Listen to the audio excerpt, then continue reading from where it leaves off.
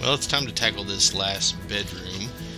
Some of the things on the list to do are moving this light over and adding another light, removing the old window, and installing a new one, and finishing installing insulation.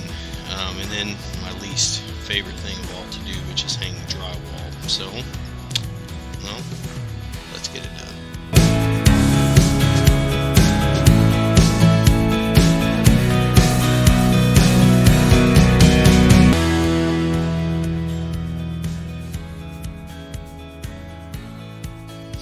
So this window is going to be somewhat difficult to replace.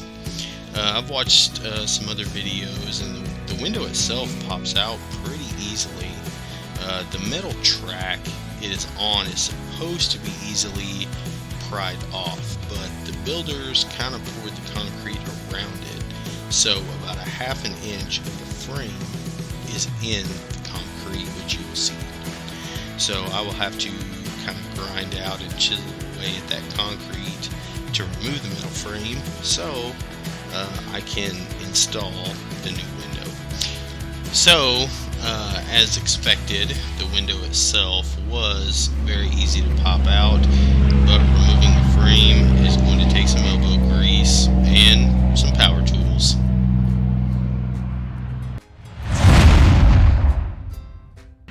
Well, after what seemed like hours of work, I was able to cut the concrete back about a half an inch and remove the metal frame. Now I just need to kind of start test fitting the window and chip away here and there until it fits. I finally got the window to fit in the opening. It has been secured based on the manufacturer's instructions. It's level enough anyway. So there it is. I used a spray foam insulation to fill holes and cracks to ensure that the outside stays out and the inside stays in. A can of this foam insulation is not very expensive, so I used it pretty heavily. Now that the foam has set, I'm going to trim off the extra outside and just kind of run a bead of white silicone caulk around the new window frame just to make sure it's nice and sealed up.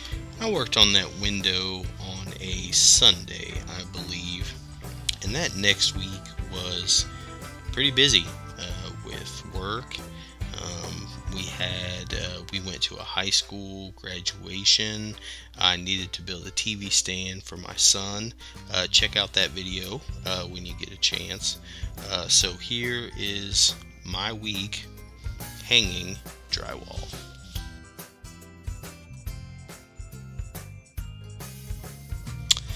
My nephew and I were able to get over to our local home center and pick up the needed drywall for the bedroom and a little bit for the hallway. After loading it and then carrying it into the house, we were definitely ready for a break. After a much needed lunch break, we started installing the drywall on the first wall.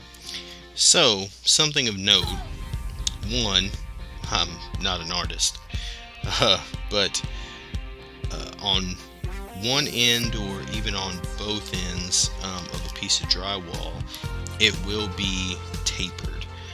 So when you butt those two ends together, it kind of creates a valley for the mud and the tape. So when you're hanging drywall, just kind of be aware of that. Well, by the end of the afternoon, one wall was finished. I know it doesn't seem like a lot, but I don't do this every day, and I wanted my joints to fit well together. Makes it a lot easier to mud and tape later.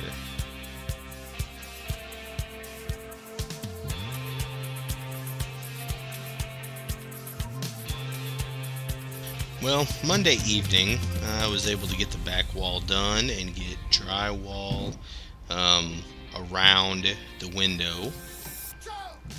I also started the process of creating a bulkhead, which will be needed to access plumbing and the kitchen drain line up there.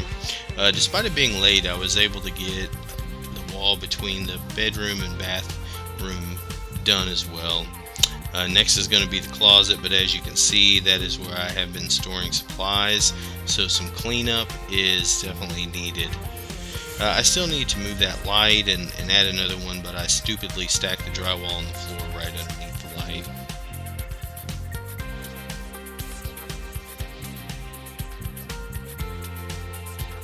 Well, after working during the day, I was able to dedicate some time to the task at hand.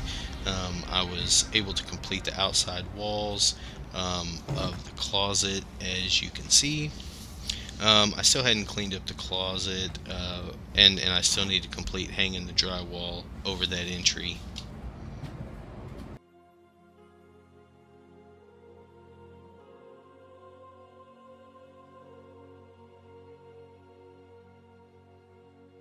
After getting some chores done in the morning, I spent the afternoon completing this part of the project.